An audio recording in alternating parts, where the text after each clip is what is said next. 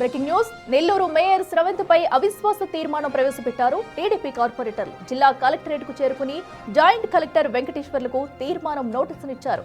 స్రవంతిని తొలగించి కొత్త మేయర్ను ఎన్నుకోవాలని కోరారు. అవిశ్వాస తీర్మానానికి టీడీపీకి పూర్తి స్థాయిలో మెజారిటీ కనిపిస్తుంది. నెల్లూరు కార్పొరేషన్ లో పార్టీల బలాబలాలను పరిశీలిస్తే టీడీపీకి 41, వైసీపీకి 11, ఇతరులు 2. వీటికి అదనంగా నెల్లూరు రూరల్ ఎమ్మెల్యే కోటంరెడ్డి శ్రీధర్ రెడ్డి, మంత్రి నారాయణ, ఎమ్మెల్సీ పర్వతరెడ్డి, చంద్రశేఖర్ రెడ్డి కూడా కార్పొరేషన్ లో తమ ఓటు హక్కును వినియోగించుకోవచ్చు.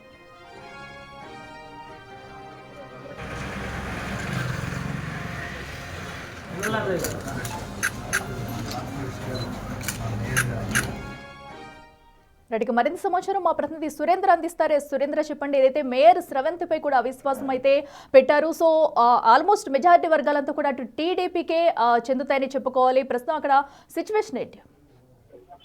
అఖిల, నెల్లూరు నగర మేయర్ పోతూరు స్రవంతి పైన అవిశ్వాసం కోరుతూ నెల్లూరు నగరానికి సంబంధించినటువంటి కార్పొరేటర్లు ఈ రోజు కలెక్టర్ ఆఫీస్ లో జాయింట్ కలెక్టర్ కలిసి ఆయనకి నోటీసులు కూడా ఇవ్వడం జరిగింది. ఆ నోటీసులో ఈ యొక్క మేయర్ ని కొత్త మేయర్ ని ఎన్నుకోవాలని చెప్పి కూడా ఆ యొక్క నోటీసులు పేర్కోవడం జరిగింది. అయితే జాయింట్ కలెక్టర్ కలిసి 40 మంది కార్పొరేటర్లు కలిసి నోటీస్ ఇచ్చారు. యొక్క వైసీపీ మేయర్ ని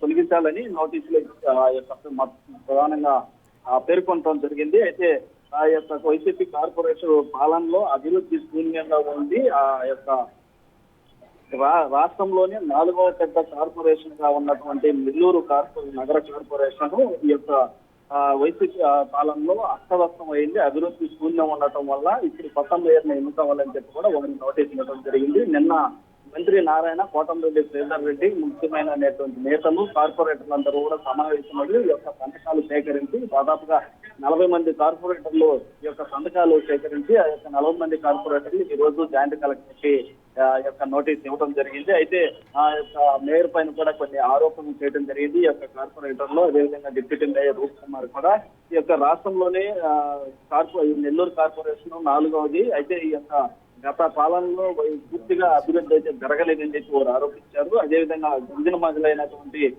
మేయర్ శ్రవంతిని గతంలో అందరం కలిసి ఎన్నుకోవడం జరిగింది. అయితే మేయర్ భర్త జయవర్ధన్ షాడో మేయర్ గా అధికారం చెలాయించారని చెప్పి ఆ యొక్క ఆరోపణలు చేయడం జరిగింది. అదేవిధంగా వారి పాలనలో అవినీతి అక్రమాలు తీవ్రంగా కనిపించాయి. అందుకనే ఈ యొక్క మిగిలిన ఏడాది కాలంలోనైనా అభివృద్ధి జరగాలంటే కొత్త మేయర్ ని ఎంపిక చేసుకుంటేనే ఈ యొక్క సంవత్సర కాలంలో అభివృద్ధి జరుగుతుందని చెప్పి మీరైతే చెప్పడం జరిగింది. అయితే ఈ నేపథ్యంలోనే ఇటు ఆ యొక్క అవిశ్వాస తీర్మానానికి సంబంధించి 15వ రోజు ఈ యొక్క కొత్త మేయర్ ని ఎన్నుకునేటువంటి అవకాశం ఉంటుంది. ఈ రోజు నుంచి 15వ రోజు ఆ యొక్క కొత్త మేయర్ ని, అదే ఈ యొక్క కార్పొరేషన్ కి సంబంధించిన మేయర్ గిరిజన సంబంధించినటువంటి కేటగిరీకి సంబంధించినటువంటి వారు ఉన్నారు. అయితే శ్రేవంతి తరఫునతో పాటు ఇంకొక 2 గిరిజనులు ఉండడం జరిగింది. వారిద్దరిలోనే ఎన్నుకునేటువంటి అవకాశం ఉంటుంది. ఆ యొక్క ఎన్నుకునేటువంటి క్రమంలో ఇప్పటికే దేవరకొండ సుజాతని